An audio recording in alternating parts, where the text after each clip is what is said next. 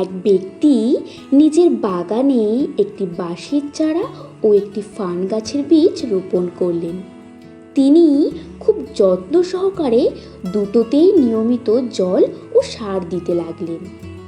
কিছুদিন পরেই মাটি ফুঁড়ে সবুজ ফান গাছ মাথা চারা দিয়ে উঠল এবং খুব দ্রুত চারপাশে তার সৌন্দর্য ছড়াতে লাগলো।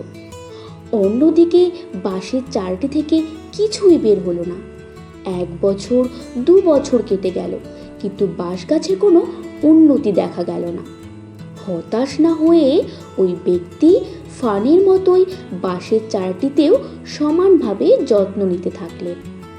5 বছর পার হয়ে গেল। একদিন হঠাৎ দেখা গেল মাত্র কয়েক সপ্তাহের মধ্যেই বাঁশের চারাটি প্রায় 80 থেকে 100 ফুট লম্বা হয়ে আকাশ ছুঁয়েছে। বাঁশের চারাটি আসলে তার প্রথম 5 বছর মাটির নিচে শিকড় মজবুত করছিল।